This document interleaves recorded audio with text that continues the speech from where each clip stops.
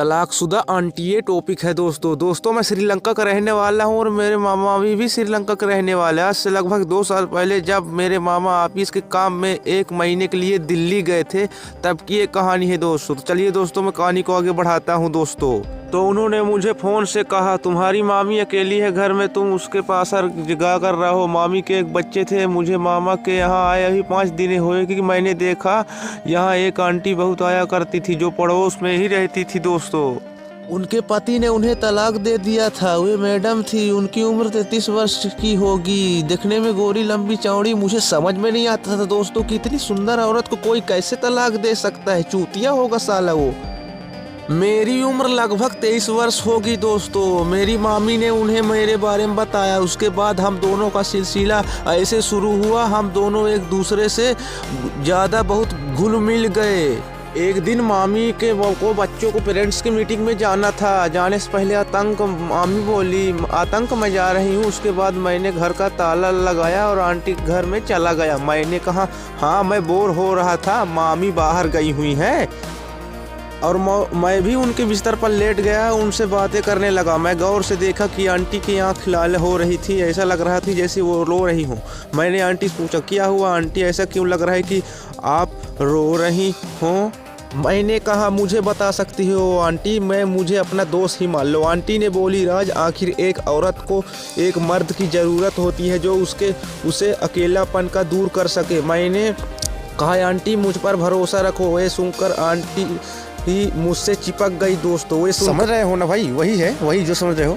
उस दिन के बाद पता नहीं आंटी ने मेरे दिल में जगह बना ली दोस्तों। एक दिन जब मैं उनके घर गया देखा कि वो कपड़े बदल रही थी। मैं कुछ देर उन्हें देखता रहा। आंटी बोली ऐसे क्यों देख रहे हो?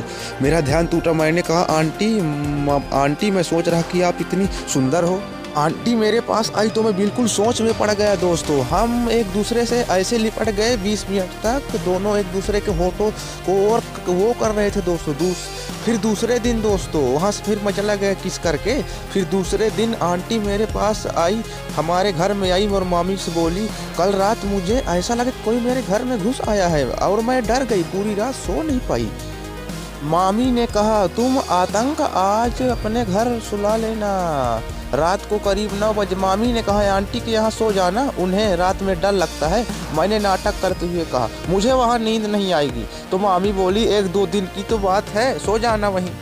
रात को मैं आंटी से कहा आपने खूब बहाना बनाया। आंटी बोली आतंक मैं कब से अकेली रही हूँ, आखिर मेरी भी इच्छा होती है। फिर क्या था दोस्तों, मुझे खुली छुट्टी मिल गई थी। मैंने आंटी से कहा आज रात यही तो मुझे अपना पति ही मान लो। फिर दोस्तों मेरे से रुका नहीं गया दोस्तों और मैं टूट पड़ा, महासंग्राम करने लगा। हमारा महासंग्राम 45 मिनट तक चला, वो भी बिना बहुत स्पीड दोस्तों। मज़ा आ गया। आंटी तो 20 मिनट में ही उनका हो गया था। फिर कुछ देर बाद 4 गिलास और 2 बोतल दारू लेकर उसके बाद हम दोनों 3-3 पैग दारू पिए। पैग लेने के बाद मैं पगला गया।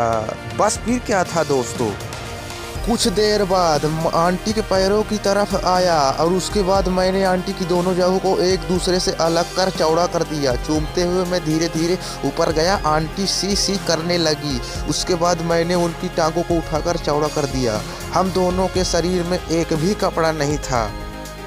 अंत में आंटी ने कहा आतंक मेरे ऊपर आ जा, अब मैं ज़्यादा देर तक नहीं रह सकती। तो मैं बिल्कुल कुत्ता बन गया। मैं आंटी के ऊपर आ गया, मैं बिल्कुल पगला गया। उसके बाद हमारी झटकों गति तेज हो गई। आंटी बोली अब मैं तुम्हारे ऊपर आ जाती हूँ। आंटी ऊपर आई दोस्तों तो महासंग्राम करने में बहुत ज़्यादा मज़ा आने लगा दोस्तों। बिल्कुल लगता था कि अब क्या बताऊँ दोस्तों, अति मज़ा आने लगा दोस्तों। फिर क्या था, मैं लगातार 3 दिन उनके यहाँ सोया और न जाने कितने बार हमने महासंग्राम किए दोस्तों।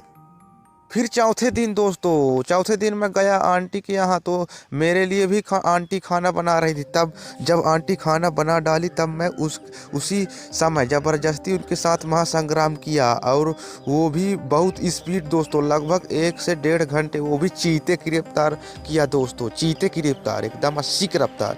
फिर दोनों बिना कपड़े के सो गए। सुबह मैं जल्दी उठा 4 बजे और हम दोनों बिना कपड़े के सोए हुए थे। फिर दोस्तों मैं फिर महासंग्राम करने के लिए सोचा। आंटी सोई हुई थी। फिर मैं अपना केला डाल दिया जिससे आंटी बिल्कुल से डर गई। मैं फिर से चीते की रफ्तार महासंग्राम करने लगा। मुझे महासंग्राम करते करते सुबह के 7 से 7:30 बज गए थे दोस्तों, जिससे आंटी बिल्कुल 4 बजे से लेकर 7 बजे तक सो नहीं पाई। और फिर हम 20 मिनट तक ऐसे ही वो करने के बाद लेटे हुए थे। फिर इसके बाद मैं कपड़ा पहना और वहाँ से चला गया। फिर हम दोनों जहाँ पर भी मौका पाते थे तो मैं आंटी को वही महासंग्राम करने लग जाता था। अब जल्दी में मैं आंटी को डोगी स्टाइल में ही करने लग जाता था। जब मैं महासंग्राम करता था तो मेरे महासंग्राम से बहुत जोर जोर से ताली बजने लग जाता था दोस्तों। और क्यों ना बजे दोस्तों, मैं बिल्कुल आंटी को सांस तक नहीं लेने देता था। बिल्कुल चीते की रफ्तार करता था। बिल्कुल मैं पगला जाता था दोस्तों। साला शादीशुदा औरत बहुत मज़ा देती है, लड़कियों में कुछ नहीं रखा है। उसी दिन से मैं आंटी को डोंगी स्टाइल में बहुत रगड़ता था दोस्तों। बिल्कुल एकदम सांस नहीं ले पाती थी दोस्तों। और कहानी सुनने के लिए मुझे कमेंट करें दोस्तों। धन्यवाद दोस्तों।